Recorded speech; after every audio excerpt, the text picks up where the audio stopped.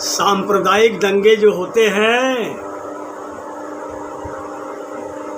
सांप्रदायिक दंगे एकता स्थापित करते हैं,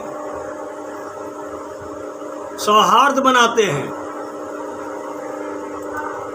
दंगे जो हैं वो सांप्रदायिक सौहार्द बढ़ा देते हैं। जब भी हिंदू मुस्लिम दंगे होते हैं तो हिंदू समाज में जातियों का भेद समाप्त हो जाता है, आपस में एकता स्थापित हो जाती है, हिंदू जाग जाता है, हिंदू एक हो जाता है। इसी तरह हिंदू मुस्लिम तनाव के बीच मुस्लिम समाज में भी मसलकों के बीच दूरियां मिट जाती है, शिया सुन्नी पर विराम लग जाता है। साथियों,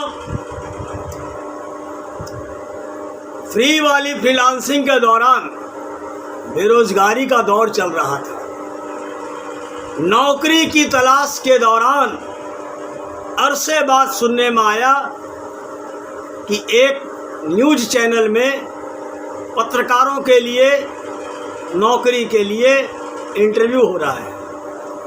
वहाँ सोर्स सिफारिश के बिना सिर्फ योग्यता के आधार पर ही पत्रकारों की भर्तियां होनी है।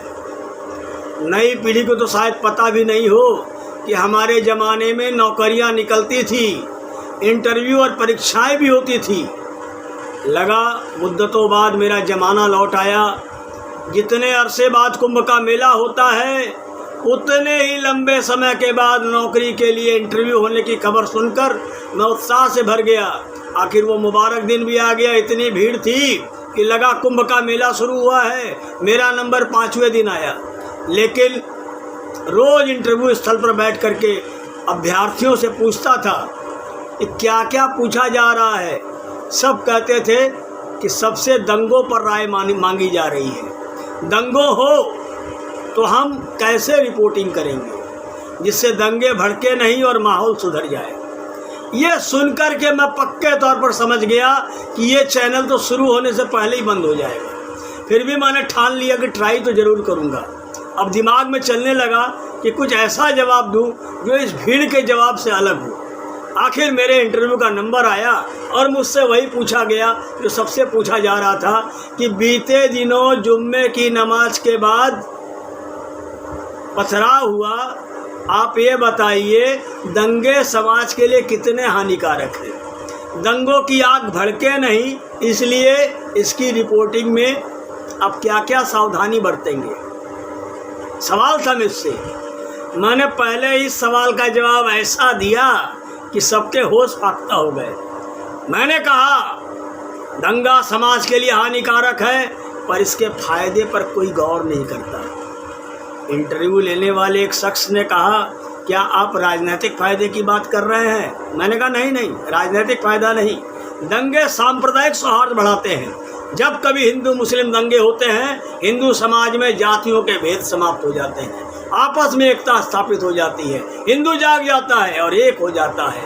इसी तरह हिंदू मुस्लिम तनाव के बीच मुस्लिम समाज में मसलकों के बीच दूरियां मिट जाती है, शिया सुन्नी मतभेदों पर विराम लग जाता है और दोनों धर्मों के इन हाउस झगड़ों के थमते ही इन हाउस सौहार्द की हवा बहने लग जाती है। मैंने अपनी पत्रकारिता का अनुभव साझा करते हुए कहा कि तहजीब का शहर लखनऊ दंगों का शहर भी रहा है, लेकिन हिंदू और मुसलमानों में जितना प्रेम लखनऊ में देखने को मिलता है कहीं नहीं मिलता है। साथियों, मुझे याद है एक ज़माने में पत्थरबाजी की परंपरा शिया सुन्नी दंगों में शुरू हुई थी। सुन्नियों का आरोप था कि शिया अपनी मजलिसों जुलूसों में हमारे जज्बातों को आहत करने वाली बात करते हैं। जब शिया जुलूस निकालते थे तो सुन्नी पत्थरबाजी करने लग जाते थे। जैसा कि शियों का आरोप है, यह राहत की बात है कि अब इनके बीच में पत्थरबाजी बंद हो गई है। आजकल शिया सुन्नी भाई भाई मुसलमानों मुतद्दिद हो, यानी कि एकता स्थापित करो जैसे नारे लग रहे हैं। हिंदू मुस्लिमों के बीच सौहार्द होने पर सौहार्द के तमाम मोती बिखर जाते हैं। सनातनियों की दर्जनों जातियां, दर्जनों वर्ण और वर्गों के बीच तकरार शुरू हो जाता है। इधर मुसलमान अलग बिखर जाता है, शिया सुन्नी तो छोड़िए, सुन्नी सुन्नी और शिया शिया के बीच में भी फिरके और गुट हो गए हैं। इसलिए यदि एक तनाव 50 तनाव को रोके तो क्या बुरा है। इंटरव्यू लेने वाले एक शख्स ने पूछा, सभी धर्मों, मजहबों, जातियों, मसलकों के लोग बिना लड़े सौहार्द से नहीं रह सकते हैं क्या? मैंने कहा नहीं, उत्सर्जन को उत्सर्जित होने का कोई रास्ता चाहिए।